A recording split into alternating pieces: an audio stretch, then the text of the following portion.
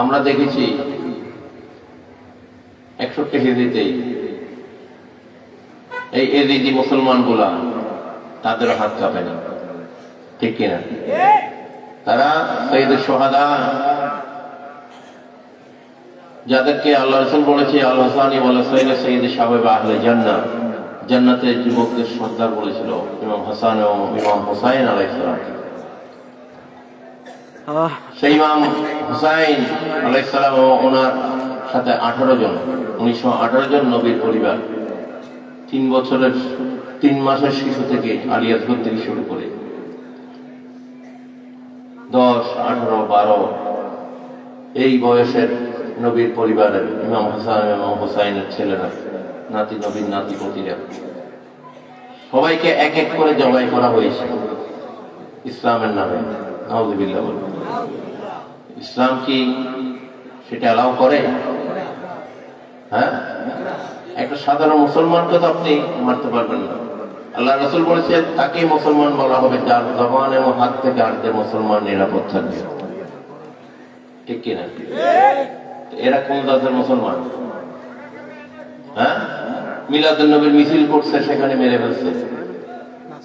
সে নবীর মহব্বতে কেন মিছিল করেছে? এটাই তার দোষ। অথচ তার নেতা আসলে মিছিল করলে কোনো দোষ নাই। হ্যাঁ, তারা র্যালি করলে কোনো দোষ নেই। আমরা নবীজির মহব্বতে যদি র্যালি করি সেটাই বেদাত হয়ে যায়। হ্যাঁ, আমরা তো বলছি না এটা ফরজ, মুস্তাহাব, মুবাহ, এগুলা আমরা সওয়াবের জন্য করি। তোমাদের মতো ওই যে একটা মাঠে গেলে 78 লক্ষ এক রাকাতের নাকি 78 লক্ষ সওয়াব পাওয়া যায়। 78 লক্ষ রাকাতের। নাউযুবিল্লাহ বলেন।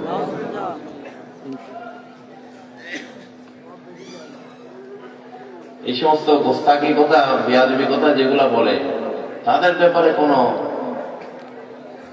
প্রতিবাদ নেই, ঠিক কিনা? আমরা নবীর শানে আমরা যদি র্যালি করি, মিলাদুন নবীর মিছিল করি, সেটাই তাদের জন্য যন্ত্রণা হয়ে যায়। কারণ কি?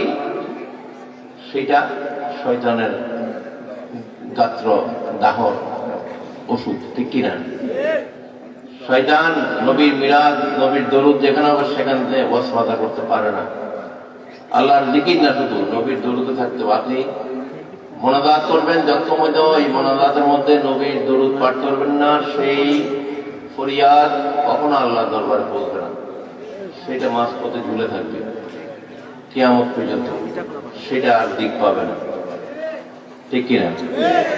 সুতরাং আপনাকে বুঝতে হবে আল্লাহর সন্তুষ্টি কোন জায়গায়, ঠিক কিনা? আল্লাহ পাক আমাদের সমস্ত ইবাদত বন্দেগী আল্লাহ গ্রহণ করবে যদি আমাদের অন্তরে হুব্বে রাসূল থাকে, সুবহানাল্লাহ, নবীর মহব্বত যদি থাকে। যে নবী আমাদের জন্য ইয়া রাব্বি হাবলি উম্মতি ইয়া উম্মতি ইয়া উম্মতি করছেন। দুনিয়া থেকে জাহিরি ভাবে যখন উনি বিদায় নিচ্ছে, তখন ও মুখে বিড়বিড় করছেন। মা আয়েশা সিদ্দিকা রাদিয়াল্লাহু তাআলা কান লাগিয়ে শুনলেন, কি বলেন আল্লাহ রাসূল? দেখছেন না, উম্মতি উম্মতি উম্মতি। উনি উম্মতের চিন্তাই করে গেছেন এবং করে যাচ্ছেন হাসরের ময়দানে। শাফাআত লি আহলিল কাবায়ের মিন উম্মতি, বলছে আমি আমার গুনাহগার উম্মতদেরকে জাহান্নামের আগুন থেকে টেনে টেনে নিয়ে আসবো। আর আমরা দুনিয়াতে সেই নবীর শানে গোস্তাকি করে, বেয়াদবি করি, কত বড় নাফরমান, বেঈমান, মুনাফিক। আল্লাহ এদের হেদায়েত না করলে দুনিয়াতে কারো শক্তি নেই, ঠিক কিনা?